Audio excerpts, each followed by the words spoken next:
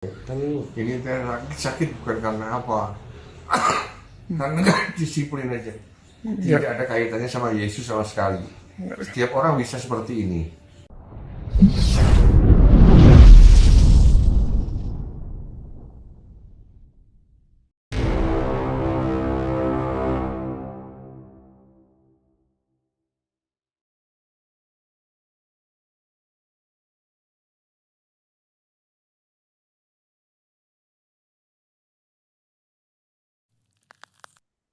Bismillahirrahmanirrahim. Assalamualaikum warahmatullahi wabarakatuh. Selamat datang di Ngaji Cerdas. Insya Allah mencerdaskan umat bagi mereka yang berpikir. Insya Allah. Alhamdulillah, jumpa lagi dengan saya Asep di Ngaji Cerdas tentunya. Insya Allah. Sahabat Ngaji Cerdas, kali ini kita akan berbincang-bincang dengan beliau adalah Ustadz Duai. Beliau adalah sahabat perjuangannya Ko Agustan. Loh, kok bisa kita ngobrol dengan beliau? Ya karena ada hal dan fakta yang harus kita uraikan kepada pemirsa semua, kepada sahabat Ngaji Cerdas. Mudah-mudahan fakta dan penjelasan dari beliau ini membuka cakrawala kita, membuka framing-framing yang sudah liar. Insya Allah ini tujuannya adalah kebaikan. Kita langsung saja bincang-bincang dan kita sapa beliau. Assalamualaikum Ustadz Duai. Waalaikumsalam warahmatullahi wabarakatuh. Terima kasih Ustaz Asep sudah mengundang saya. Masya Allah, Alhamdulillah. Gimana cuaca di Bandung nih? Kalau Jakarta, Bogor nih hujan terus nih. Kalau di Bandung itu ya sebentar-bentar dia hujan, sebentar-sebentar dia panas. Kayaknya memang Oh, sudah mulai transisi gitu. iya. Pokoknya apapun cuacanya, yang penting kita harus selalu mensyukuri apa yang Allah berikan gitu ya. Insya Allah. Betul Eh, sekali, betul Ya, sekali. seperti di eh, obrolan apa yang saya sampaikan di awal tadi, Satwe, bahwa Satwe ini begitu dekat dengan Ko Agustan ya, Ko Agustan dan tim di Al Mutahdin ya, Insya Allah. Nah, sahabat ngaji cerdas ini perlu tahu sepertinya bagaimana hubungan Satwe, terus apa namanya kondisinya dan sebagainya. Eh, Mungkin yang pertama adalah kita pengen tahu dulu nih, Ustadz Dwe ini siapanya beliau gitu. Mangga, Tafadol. Oke, ya jadi ya terima kasih Ustaz Asep ya. Jadi pertama kali itu sebetulnya awal saya ketemu dengan Koagustan itu sebetulnya di grup malam. Nah, jadi saat itu eh, kita sama-sama baru masuk di grup malam itu kan. Nah, terus saya bilang, saya iseng japri sama Ko Agus. Saya bilang, Ko Agus, ayo kita ngopi-ngopi. Saya bilang. Terus ternyata Ko Agus bilang, ya ayo ngopi. Gitu. Nah, akhirnya kita ketemu lah, kita ngobrol-ngobrol. Nah, pada saat itu kebetulan Ko Agus itu baru saja, dia baru masuk Islam kan. Belum lama lah, belum lama dari masuk Islam. Nah, dari situ kita akhirnya ada kesamaan ini, ada kesamaan gagasan ya. Dalam beberapa hal, yaitu pertama kita itu ingin berdakwah. Tapi dakwahnya itu sebetulnya adalah ya sebetulnya kayak kita bantu orang-orang yang kesulitan. Terus misalnya sama orang-orang pengamen di jalanan. Jadi yang sebetulnya hal-hal yang umum saja membantu sesama kan gitu. Nah, tapi seiring berjalannya waktu kita ini memang semakin dekat kan gitu. Nah, suatu saat Ko Agus bilang bahwa dia itu ingin membantu dengan lebih terorganisir kan gitu. Jadi beliau mengusulkan untuk adanya yayasan untuk membantu sesama dan juga untuk membantu mereka-mereka yang lemah ekonomi, yang kadang-kadang kan cenderung dimudahkan. Kurang lebih seperti begitulah. Nah, nah, kalau saya sendiri sih sebetulnya lebih peduli sama ininya ya, dengan membantu sesamanya gitu. Jadi memang programnya bagus sendiri bagus. Seperti itu, saya pernah kirimkan ya tadi barusan saya kirimkan program-program dari yayasannya Pak Agus. Nah, jadi program-program itu tuh ternyata bukan hanya sekedar di konsep. Karena saya sendiri saksi mata bahwa Ko Agus itu membantu orang-orang dan mungkin nggak akan dikira ya bahwa ternyata Ko Agus ini adalah seorang yang sangat perasa dan sangat sensitif. Contohnya, tempo hari saya ketemu sama nenek-nenek yang minta uang buat makan, gitu kan. Terus saya kontak sama Ko Agus. Saya bilang, Ko Agus ini ada nenek-nenek, dia minta uang buat makan. Oh ya, kirim, kirim, kata Ko Agus. Itu Ko Agus langsung kirim saat itu juga. Dan ini bukan sekali dua kali. Jangankan begitu, kemarin aja waktu dia lagi sakit, dia tuh sempat kontak sama saya, dia bilang, itu ada orang yang lagi, keluarganya lagi butuh makan katanya. Bisa nggak ditransferkan uang dari yayasan? Dari uangnya Agus juga kan gitu. Akhirnya dikirimkan itu uang. Tapi kadang-kadang ini yang saya nggak ngerti tuh Pak Agus tuh kadang-kadang terlalu empati. Jadi kebutuhannya berapa, kadang-kadang Pak Agus punya berapa, dia bantu semaksimal mungkin. Ini yang luar biasa menurut saya, gitu kan. Nah, jadi Pak Agus itu punya mimpi-mimpi untuk bagaimana caranya dia bisa memberdayakan umat, gitu. Dia ingin menolong sesama yang kekurangan, tapi ya mungkin kan sekarang sudah tahu ya kondisinya sekarang Pak Agus itu seperti apa, masih sakit. Tapi ya, alhamdulillah semakin membaik dan semakin membaik. Nah, mimpi beliau itu tidak surut, masih dia ini membantu sesama kan gitu. Bahkan saya juga saksi mata bahwa Ko Agus itu dia bukan hanya membantu yang muslim saja. Ini mungkin yang banyak yang nggak tahu. Ada juga yang non muslim itu yang dibantu sama beliau dan tidak dipaksa untuk masuk ke Islam atau tidak ditawarkan gimana gitu. Jadi sampai sekarang mereka masih di agamanya mereka. Dan itu tidak ada deal-dealan apapun, ya dibantu begitu saja. Nah, cuman memang sekarang saya bisa lihat bahwa dia itu cita-citanya masih tinggi. Sementara sekarang dia sakit. Dan sakitnya dia ini membutuhkan biaya yang memang tidak sedikit. Jadi sekarang ini memang saya bisa melihat bahwa Pak Agus sendiri membutuhkan dukungan dari kita-kita juga untuk melanjutkan pengobatannya seperti begitu. Tapi saya lihat sendiri bahwa dia itu sebenarnya punya mimpi ingin meneruskan proyek-proyek untuk memberdayakan umat, membantu sesama, orang yang sakit, orang yang putus sekolah, atau misalnya ada mualaf baru masuk tapi dia nggak bisa makan ya dibantu kasih makan seperti begitu. Nah itu mungkin nanti bisa ditampilkan program-program yang sudah pernah dikerjakan oleh Ko Agus di foto yang saya kirim, nanti bisa dilihat itu. Kurang lebih seperti begitu. Jadi itu awal perkenalan ya. Jadi kita berkenalan pada saat kita sama-sama di grup mualaf begitu. Ya. Gimana? Kalau Ya. latar belakangnya Ko Agus adalah seorang mantan pendeta dan sebagainya itu Ustadz Due tahu juga. Oh ya, saya tahu karena saya pernah dilihatkan ijazahnya dia, sertifikat-sertifikat piagam, kemudian foto-foto. Dulu waktu eh, dia tuh masih tinggal di daerah Kopo kalau nggak salah. Saya ditunjukkan foto-fotonya waktu dia khotbah, waktu dia ditahbiskan, waktu dia lagi kasih motivasi segala macam, dia berfoto-foto dan pendeta-pendeta lain. Itu saya lihat memang. Memang jadi saya tidak ada keraguan memang Ko Agus ini dulunya memang pendeta. Dan itu pasti bisa dicek ya, kalau misalnya bohong, itu pasti bisa dicek. Gitu. Tadi kan Ustadz Due menjelaskan bagaimana Ko Agus itu apa menolong non Muslim gitu ya, tanpa syarat Betul. dan sebagainya, tanpa Betul. nanya agamanya apa gitu ya. Betul. Nah, kalau hubungan dengan keluarganya, infonya kan masih anaknya masih ada yang non Muslim ya. Itu bagaimana Betul. perlakuan dan keluarga dan sebagainya. Oh, Agus itu sayang banget sama anaknya. Anaknya itu ada dua, yang satu Zelda, dan yang satunya lagi itu Jia. Saya juga suka ngelihat gimana dia kalau lagi nelfon sama Jia, anaknya itu ya itu layaknya seorang bapak yang kasih sayang sama anaknya. Itu gimana? Nah, seperti itu. Jadi anaknya pun juga bermanja-manja dengan bapaknya, dan bapaknya juga ya begitu, nanya kabarnya, kasih apa kabar, terus kadang ya dia kasih uang jajan, seperti begitu juga. Seperti bapak-bapak pada umumnya. Gitu. Padahal mereka berbeda agama. Gitu. Padahal kalau dilihat itu kan ketika beliau berdakwah sangat tegas gitu ya. Keras Nah, ya. justru ini yang aneh ya. Ini yang aneh. Kalau lagi di dakwah di YouTube-nya dia, bukan ya maksudnya di YouTube channelnya dia tuh, memang saya ngeliat dia tuh keras banget. Tapi anehnya, pada saat kalau hari demi hari itu, kita bakalan ngelihat sosok orang yang berbeda. Orang yang lembut, orang yang gak enakan kalau misalnya dia gak menghargai tamunya. Justru ini yang saya nggak ngerti, kenapa kok saya pernah lihat di beberapa YouTube ya, kok Agus itu kok diibaratkan, dia diidentikan dengan aliran yang sangat keras, aliran yang seolah-olah kayak jahat banget gitu.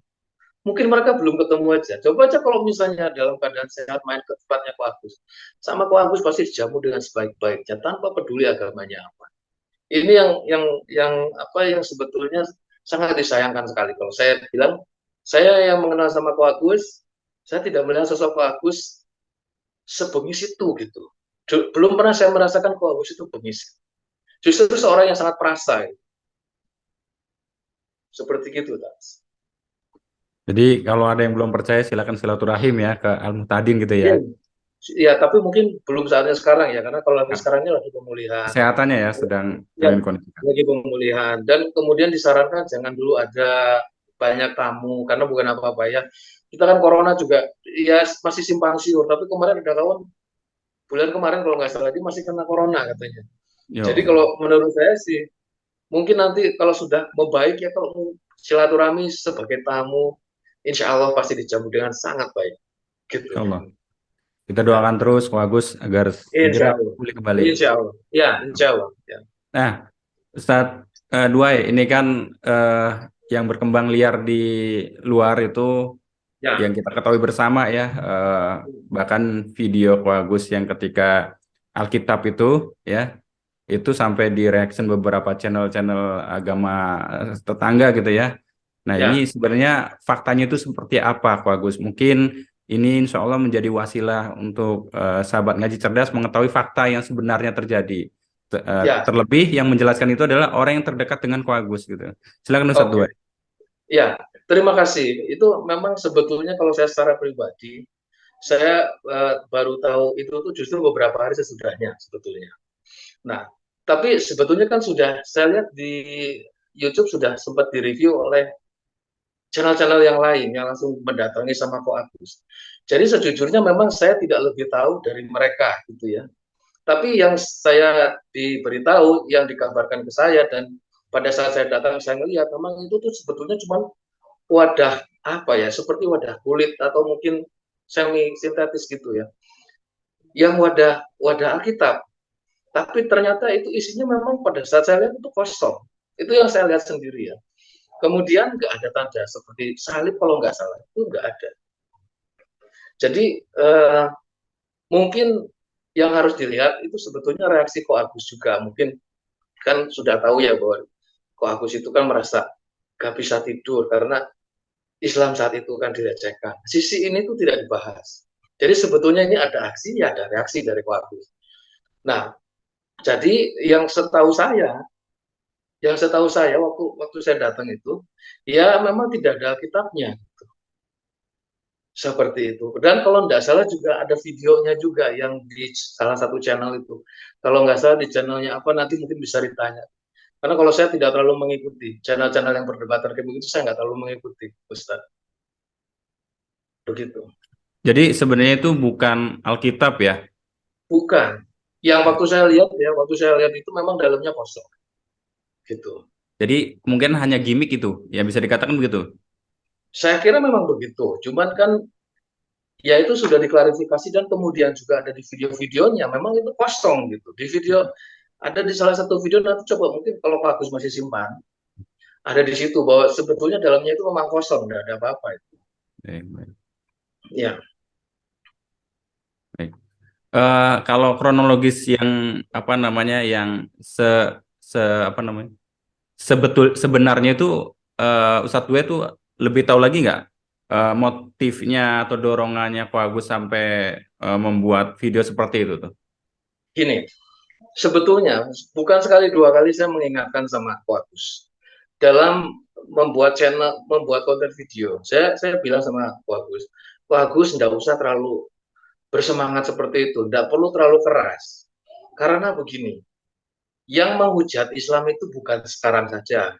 Kita kan sudah tahu yang menghujat Islam itu udah ada sejak zaman Nabi Muhammad, ya kan? Banyak sekali dari dulu itu pembenci-pembenci Islam dan itu akan ada sampai akhir zaman. Jadi kalau misalkan sekarang Ko Agus juga lawan dengan keras, apakah mereka nanti akan sadar? Kan tidak, iya kan? Lebih baik kita melakukan misi-misi yang lain yang betul-betul bermanfaat untuk sesama kan begitu. Jadi awalnya seperti begitu. Nah, maaf tadi pertanyaannya gimana tadi? Iya, kronologi dan motifnya kan sudah tadi kan kronologi sudah dijelaskan oleh Ustadz Dwe ini.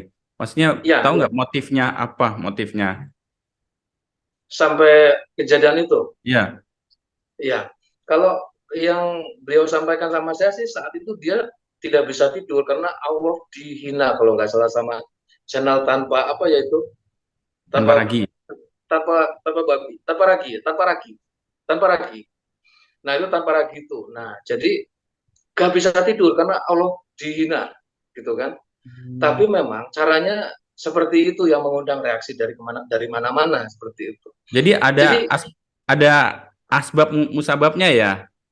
iya, jadi seperti misalnya begini saja. Kalau ada orang menghina ibu kita, apa kita mau diam?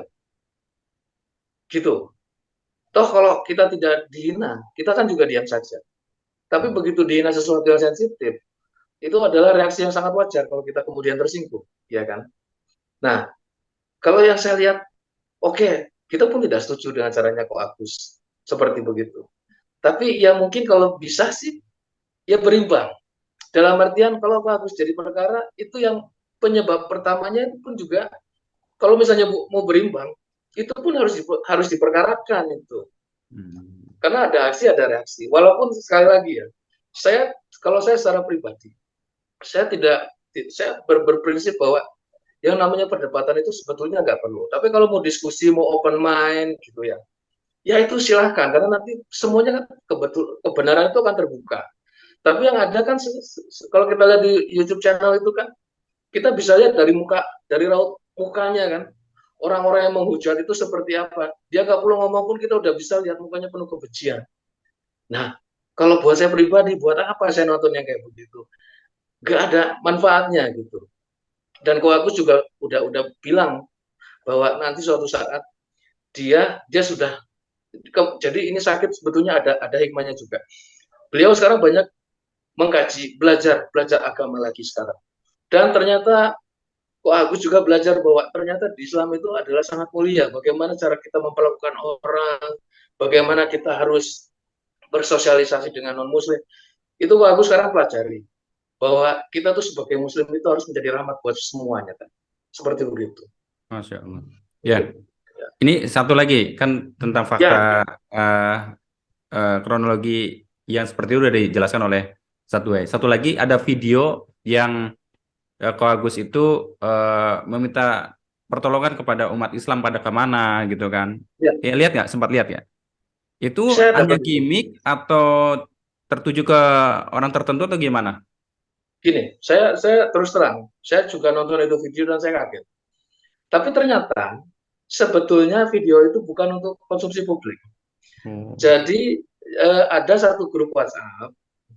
Nah, dia kirim ke situ sebetulnya dia tuh kesel sama ada beberapa orang yang dia telepon nggak bantu. Sekarang secara psikologis kita mesti pahamin bahwa pada saat itu Ko Agus dalam keadaan baru sakit. Semua orang yang baru kena stroke itu syarafnya kena, syaraf emosinya kena, Ya, temperamennya juga kena, logikanya juga kena. Jadi dia tuh nggak bisa disamain seperti orang Ustaz normal ya. Asep. Ya, Ya gimana? Bagaimana? ya tidak bisa disamakan dengan orang yang sehat ya. Tidak bisa, tidak bisa. Itu seperti misalnya orang lagi di bawah pengaruh obat bius, kan tidak bisa disamakan. Dalam kondisi beliau lagi down begitu, itu kan dia tuh kalau dia bilang sama saya itu rasanya kayak trans gitu. Saya ingat saya ditelepon malam-malam jam 1, oh, dia minta ditemenin. Saya ajak obrol juga jam 1 jam setengah 2 saat itu. Nah, jadi pada saat dia bicara itu sebetulnya bukan konsumsi publik. Tapi dari grup WhatsApp itu ada yang dibocorkan ternyata terbakar kemana-mana. Nah, saya udah bilang sama Ko Agus bahwa hati-hati kalau misalnya kita kirim konten di media. Karena apa? Kita bilang sama satu orang lewat konten media, itu sama aja dengan meneriakannya ke dunia. Jadi semua orang akan tahu, apalagi Ko Agus kan juga lumayan banyak yang tahu di Indonesia kan seperti begitu. Jadi kondisi saat itu lagi tidak lagi tidak normal dan tidak lama kemudian disesali. Jadi disesali dan juga sudah ada pernyataan maaf yang terbuka. Dan dari situ juga menyatakan bahwa Ko Agus itu Muslim sampai sekarang. Bahkan Ko Agus syahadat ulang. Insya Allah. Untuk meyakinkan ya. Dan saya tidak melihat kok Agus berubah sedikit pun keyakinannya. Itu saya sampai saat ini berani menjadi penjamin bahwa memang Agus adalah seorang Muslim sejati dan ingin meninggal sebagai seorang Muslim. Masya Allah. Jadi itu ya sahabat ngaji cerdas, bahwa faktanya video-video yang beredar itu sudah dijelaskan oleh Ustadz Tuai, orang yang dekat dengan Ko Agus, bahwa video-video yang beredar itu tidak benar adanya. Video yang membawa mana pertolongan umat Muslim dan sebagainya itu adalah video tertuju hanya untuk tertuju orang tertentu ya, dan di grup WhatsApp Dari ya. 10 Muslim, taruhlah dari 10 Muslim pada saat dia ngomong, 10-10-nya bantu. Tapi karena kondisi tidak bisa tidur berapa hari, itu harus dipahami. Tidak tidur berapa hari, badan lagi kesakitan. Dia pun nelfon ke saya sebetulnya. Cuman kebetulan qadarullah, handphone saya saat itu ternyata lagi ke silent. Jadi Saya sudah kasih jaminan sama-sama Ko Agus. Sampai bisa telepon saya 24 jam, 24 jam. Telepon saya sampai saya bangun. Ternyata qadarullah saat itu handphone saya lagi kena silent. Jadi saya nggak bisa ini. Nah, nggak lama kemudian mungkin kejadiannya dekat-dekat situ. Sekarang kalau misalnya Ustadz Asep pernah ngelihat orang yang kena stroke, yang awal-awal kena stroke, yang kena stroke itu kan banyak ya. Coba deh kita lihat apakah dia bisa berinteraksi dengan normal. Kebanyakan tidak. Apalagi Ko Agus ini kan riwayatnya memang sakitnya udah lama ini, sakit jantung. Terus sebenarnya dulu ini sebelum operasi di Harapan Kita Jakarta ya, kebetulan yang ngurusnya pun juga saya. Nah, waktu di awal-awal saya ketemu, saya mungkin 2018 kalau nggak salah, Pak, 2019 sekitar itu ya. Itu Ko Agus itu masih nge-grab car. Masih nge-grab. Nah, itu Ko Agus cerita tempo hari bahwa dulu tuh waktu umur 20-an ya, waktu di seminari apa di mana gitu. Itu juga pernah kehilangan kesadaran sampai ambruk. Sebetulnya awal ketahuan punya penyakit jantung tuh dari situ. Dan pada saat 2018 sampai 2019 itu, saya tahu bahwa dia itu sakit-sakitan terus. Suka sesek, suka tidak bisa tidur. Dan ternyata begitu berobat ke dokter, ketahuan jantungnya bermasalah klepnya. Jadi si klepnya itu kemakan sama bakteri apa seperti gimana, jadi nggak bisa nutup. Jadi akhirnya apa? Kadang tensinya ngedrop. Dan dia tuh ngegloyor. Ngerti nggak ngegloyor tuh kayak lemas banget gitu. Nggak ada tenaga. Nah, itu harus diperbaiki, kalau enggak fatal. Nah, salah satu pengobatannya itu yaitu pakai obat-obat seperti yang pengencer ya. Kemarin dikasih nama obatnya apa itu, tapi bukan warfarin. Nah, saya udah bilang sama Ko Agus itu hati-hati karena obat pengencer darah itu saya sudah tahu, ada guru saya tempo hari itu yang meninggal gara-gara dia operasi jantung, terus dikasih obat pengencer darah. Itu memang prosedur standar. Tapi kadang-kadang ini bisa menyebabkan penyakit lain seperti stroke. Nah, jadi ya mungkin dosisnya kebanyakan atau gimana. Nah, kalau di kasus guru saya itu sudah tua banget, badannya nggak kuat. Jadi akhirnya ya udah dulu meninggal. Terus ada juga beberapa kasus, kemudian bisa dicek di internet. Kayak misalnya pengencer darah itu ada batasannya. Tidak bisa kita kasih obat yang banyak artinya semakin bagus, enggak seperti begitu. Dosisnya itu ada dosis tertentu yang tidak boleh dilanggar. Sementara Ko Agus itu dosisnya 3 kali di atas ambang normal.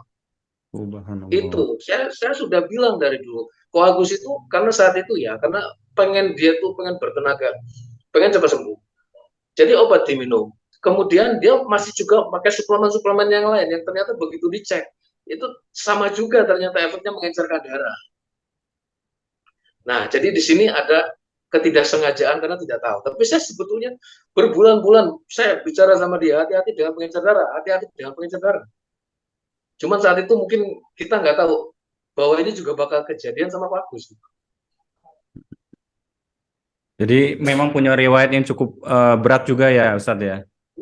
Bukan cukup berat itu. Karena Ko Agus sendiri bilang kok, tempo hari targetnya Ko Agus bisa hidup 10 tahun ke depan aja sudah alhamdulillah. Dia bilang. Gitu. Ya. Jadi kalau saya bisa bilang, poinnya itu ada 2 kalau Ko Agus sekarang. Ko Agus itu sekarang sedang berusaha dalam proses penyembuhan, ya. Dan dalam proses penyembuhan ini Ko Agus itu ingin sembuh dan ingin dia berdakwah kembali, tapi berdakwahnya nanti itu mungkin lebih soft. Jadi akan berfokus kepada misalnya anak-anak di jalanan, muslim-muslim muda yang misalnya sholatnya belum 5 waktu, gitu kan. Jadi mungkin juga nurusin proyek kemarin itu ada anak yang putus sekolah. Nah, yang putus sekolah itu dibantu, dikasih uang jajan, dikasih ongkos. Kemudian ada juga yang lain juga, itu misalkan seperti tempo hari ada yang meninggal, nenek-nenek. Gak punya saudara, gak punya apa yang bisa bantu dia. Itu dibantu sama Koagus 3,5 juta. Nah, jadi misi-misi kemanusiaan, pernah Koagus lagi ngelawat jalan di Bandung ini, ada yang namanya flyover pastor itu, ada masjid. Begitu dilihat di masjid kecil, ternyata di situ airnya nggak bagus. Itu Koagus langsung kontak saya sebelum sakit tuh ya. Langsung dia bilang, kita mau beli toren supaya di situ muslim-muslimnya bisa wudhu dengan benar. Akhirnya dipasang itu toren, Masya dipanggil. Allah. Jadi nanti punya program itu yang ngasih makan orang di jalan yang kelaparan, terus mengingatkan sholat, nah terus misalnya makan gratis untuk kaum duafa. Jadi yang seperti begitu real ke jalanan. Kemarin gempa bumi Cianjur juga, Agus turun tangan langsung kan. Padahal udah saya bilangin loh, Agus ingat kondisi Agus itu beda. Tapi kalau Agus itu ya itulah, kalau misalnya lihat orang susah itu nggak tega gitu. Sebetulnya kalau saya boleh bilang sama Ustaz Asep, kita ini memang harus mengusahakan ini supaya Ko Agus ini bisa mengekspresikan gagasannya, maksudnya supaya bisa dia berbuat sosialnya itu lebih banyak lagi. Tapi yang pertama masih sembuh dulu dia. Betul. Memang kalau sekarang memang agak gimana ya, mungkin dia juga nggak produktif kan sekarang. Iya. Gitu. Semangat jadi dakwahnya tuh besar banget ya. Kesulitan. Iya, ya, insya Allah. Ya. Iya, semangat dakwahnya walaupun dengan kondisi seperti masih menggebu-gebu ya. Nah, Ko Agus itu sekarang juga ya nggak gimana, dia juga jualan loh. Dia jualan madu. Ya, madu itu ya, madu Al-Muhtadin. Nah, kalau kondisi yang sekarang, saya pengen tanya dulu nih, kondisi yang sekarang nih, yang real time nih, yang Ustadz berada di Ko Agus, itu apa nih? Ada perkembangan apa dengan kesehatan beliau? Alhamdulillah. Kalau yang saya lihat pertama dia semakin waras. Maksud saya waras di sini tuh kesadarannya dia itu sudah semakin baik gitu, ya kan? Jadi sekarang itu kaki kirinya sudah bisa mulai bergoyang-goyang.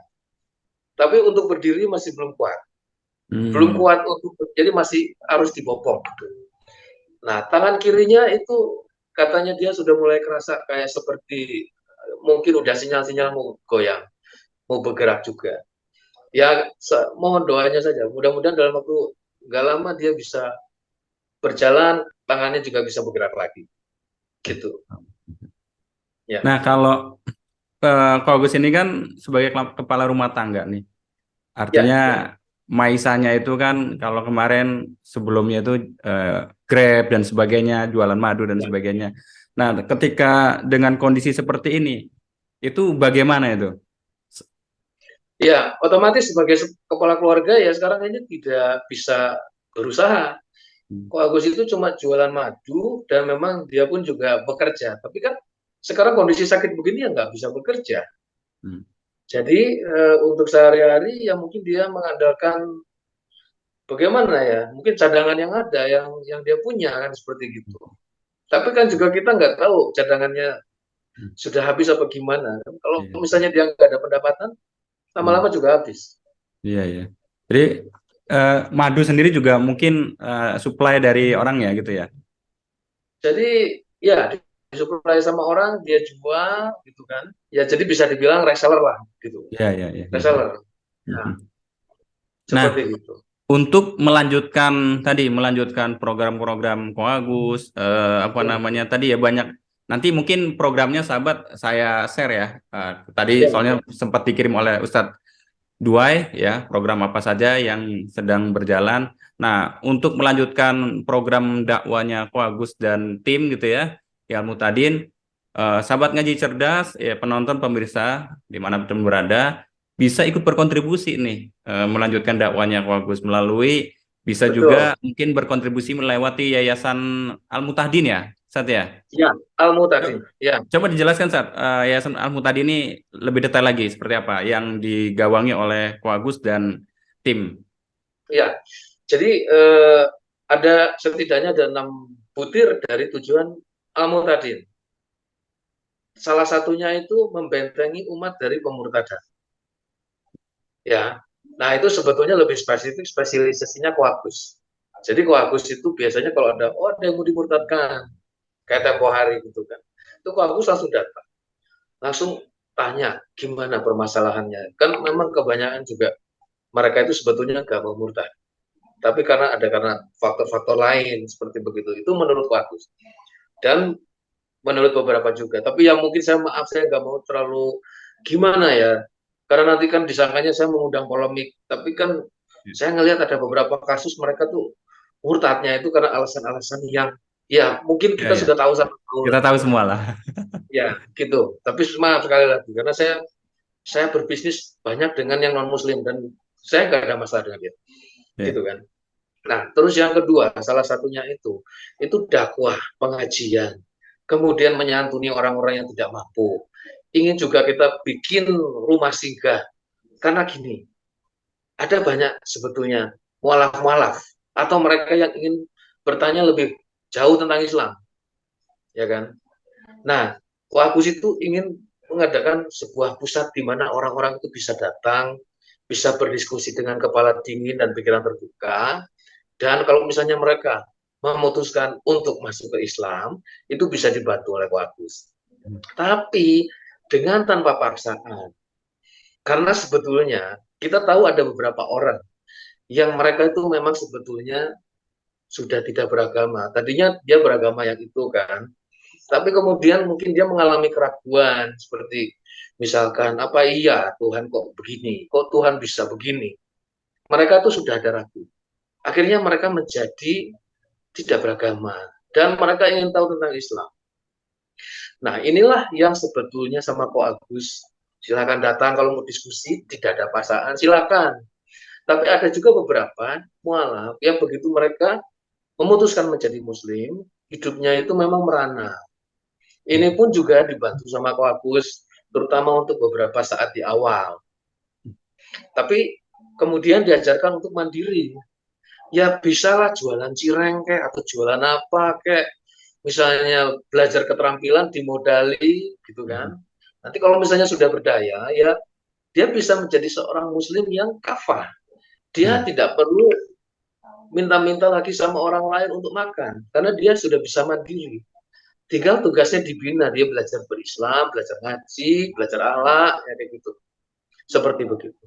Ya. Dan ya, jadi intinya ingin menjadi pusat untuk berkumpulnya orang-orang yang ingin informasi tentang Islam, tapi juga pada saat yang bersamaan melindungi umat-umat yang misalnya sekiranya tadinya akan didangkalkan akidahnya, seperti gitu. Cita-citanya itu besar sebetulnya. Ya, Insya Allah. Jadi saya udah tergambar nih. Jadi framing yang liar gitu ya, dengan penjelasan Ustadz Duae tadi tentang Kalau programnya, saya tentang tidak terlalu pedulikan, karena yang ya, di gini, saya tidak terlalu pedulikan yang di internet. Karena apa? Yang di internet itu sudah kelihatan mereka itu ingin memojokkan. Saya cuma punya satu pertanyaan. Kalian tahu pernah kenal nggak sama Ko Agus? hmm, Pernah duduk bareng, makan bareng sama Ko Agus belum? Kalian udah tahu belum? Ko Agus ngebantu orang yang bukan Muslim tanpa ngajakin masuk ke Islam. Waktu saya tanya kenapa, Ko Agus cuma bilang sederhana, kasihan dia nggak makan. Cuman itu. Tahu nggak kalian di situ ada nenek-nenek yang sampai meninggalnya dia nyari Ko Agus, mau bilang terima kasih.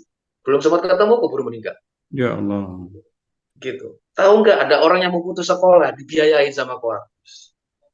Tahu nggak ada mualaf yang dia nggak punya apa-apa, dikasih makan. Kabar terakhir saya dengar dia udah kerja. Alhamdulillah. Ya Tahu Allah. nggak bahwa Ko Agus dengan tetangga-tetangganya hubungannya seperti apa?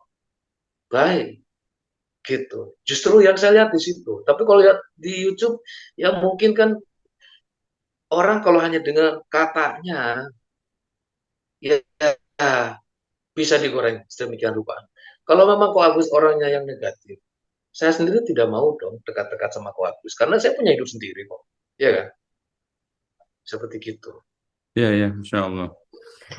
Mudah-mudahan apa yang dijelasin oleh Ustadz Dwe ini membuka fakta baru ya, sahabat ngaji cerdas, bahwa eh, mungkin jangan-jangan amal kita kalah nih sama Ko Agus dengan kondisi seperti itu, dengan kesehatan seperti itu, kan, dengan keterbatasannya. Banyak yang beliau perbuat untuk umat, bukan buat dirinya sendiri gitu loh.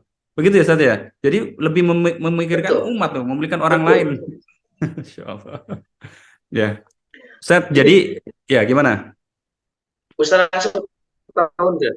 Ko Agus itu sampai tempo hari itu nggak punya kasur. Sampai tahun kemarin itu nggak punya kasur, tidurnya di bawah. Ya Allah. Terus tidak punya lemari. Tahu nggak itu? Terus tidak punya barang-barang segala macam. Karena dia bilang ya nanti kalau ini semua untuk apa? Kalau dia bilang saya tinggal nunggu mati saja. Dia bilang begitu tempo hari. Maksudnya kalau kita mati itu kita nggak bawa apa-apa. Nah, tapi kan kemudian ada masalah istrinya. Beliau kan juga sakit. Hmm.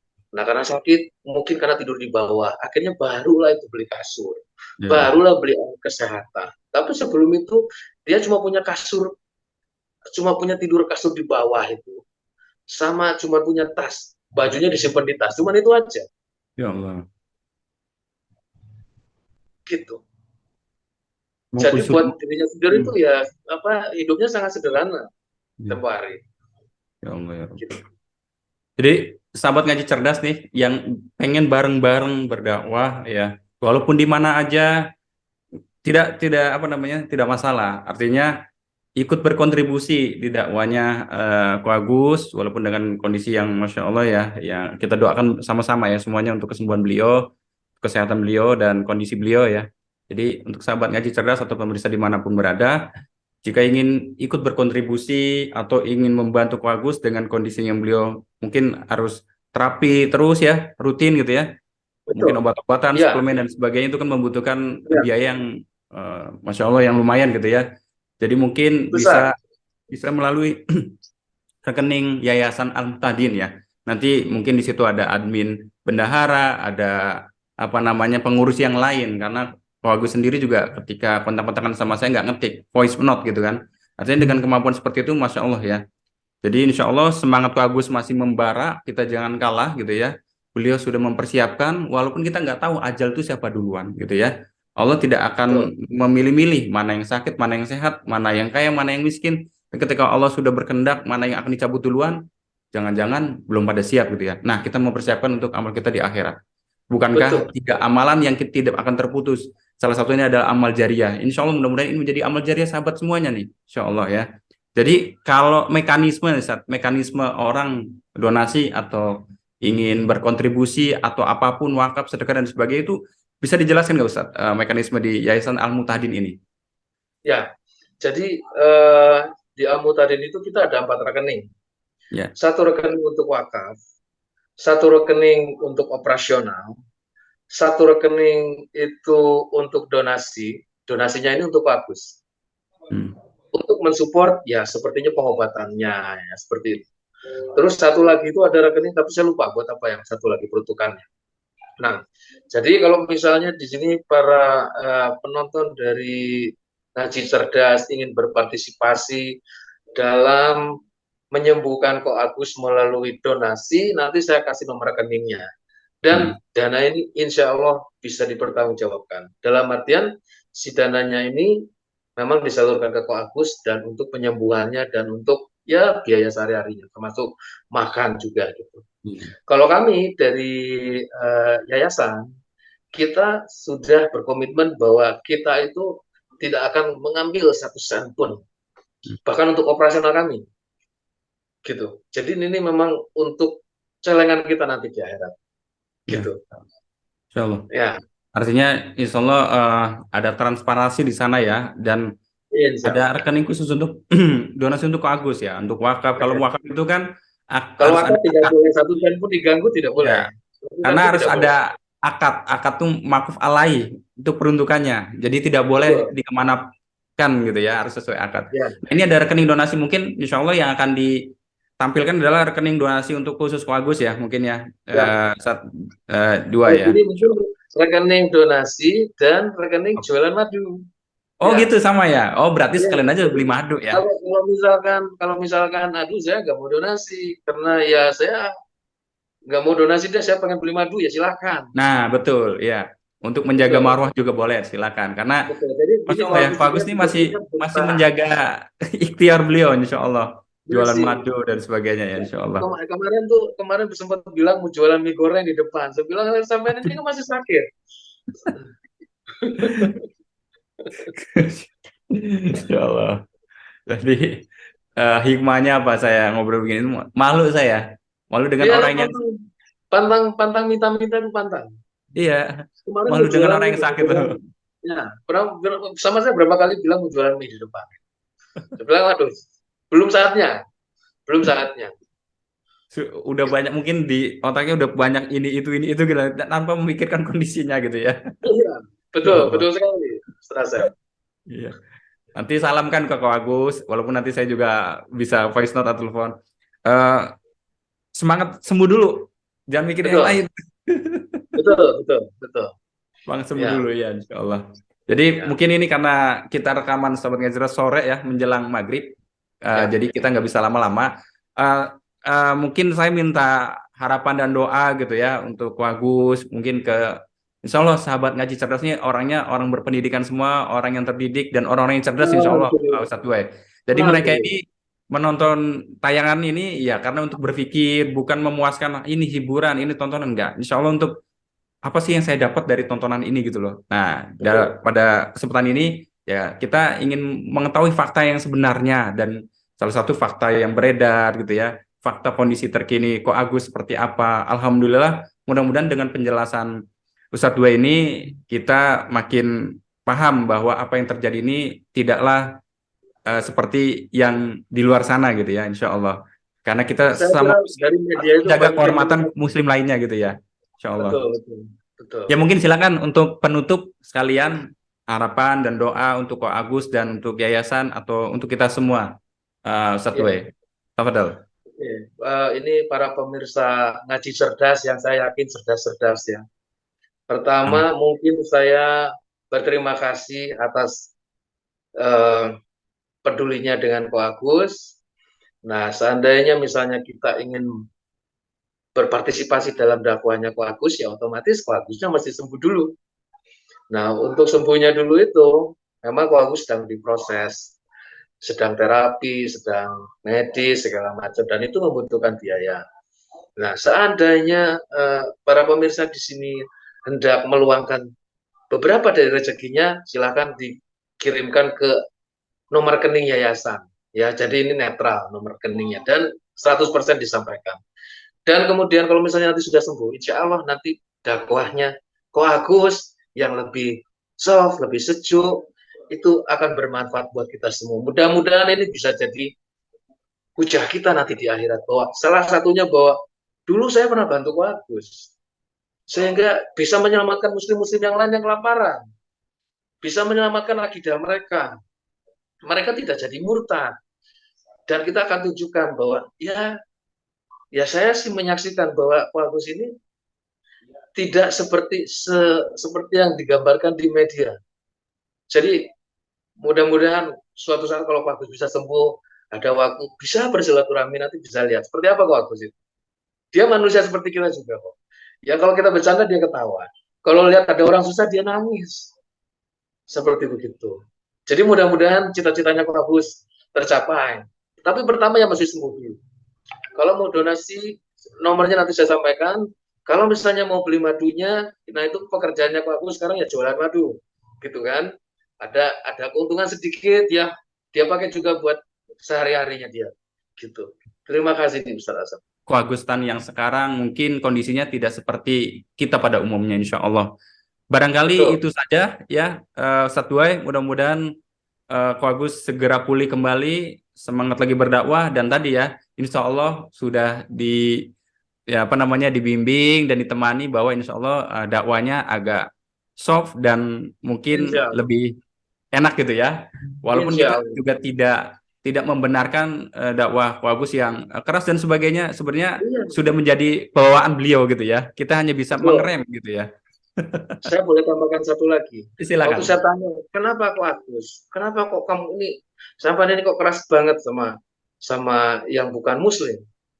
Nah dia bilang, kamu udah tahu. Dulu waktu saya masih pendeta seperti apa saya ke Muslim. Kamu Oh, udah tahu dia bilang. Nah jadi kalau saya lihat sebetulnya itu bukan masalah Islam atau Kristennya kalau saya lihat, tapi itu oh, emang sudah bawaannya dia, betul. bawaannya. Tapi dulu memang mengingatkan.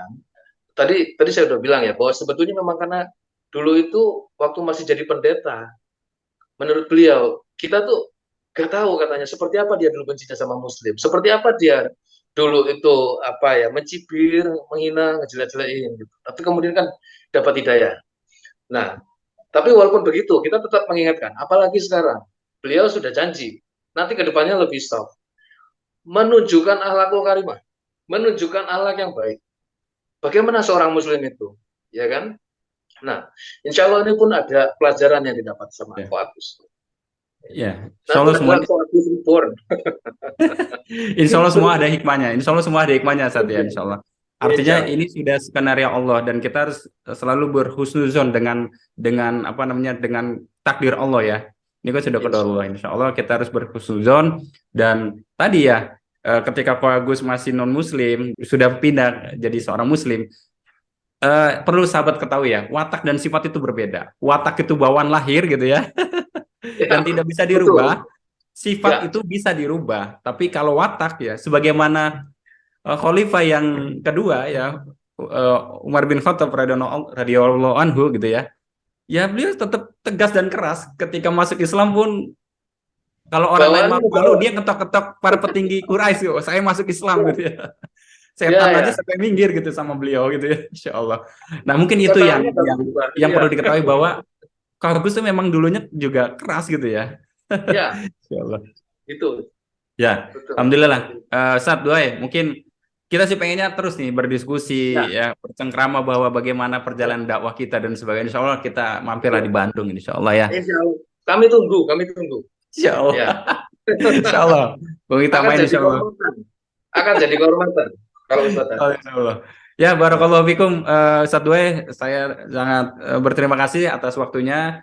Mudah-mudahan ini menjadi kebaikan kita semua, kebaikan Ko Agus, kebaikan Ustadz Dwe, tim di Al Mutadin, dan kebaikan sahabat ngaji cerdas juga. Mudah-mudahan Ya. tontonan ini dari awal sampai akhir yang masih menonton, ini menjadi kebaikan dan menjadi pahala buat sahabat semua, dan bisa juga Amin ya rabbal di-share alamin. video ini ya. Karena di Ngaji Cerdas, insya Allah ada video-video yang terbaru, tentunya Ya. video-video edukasi. Alhamdulillah. Barakallahu fikum.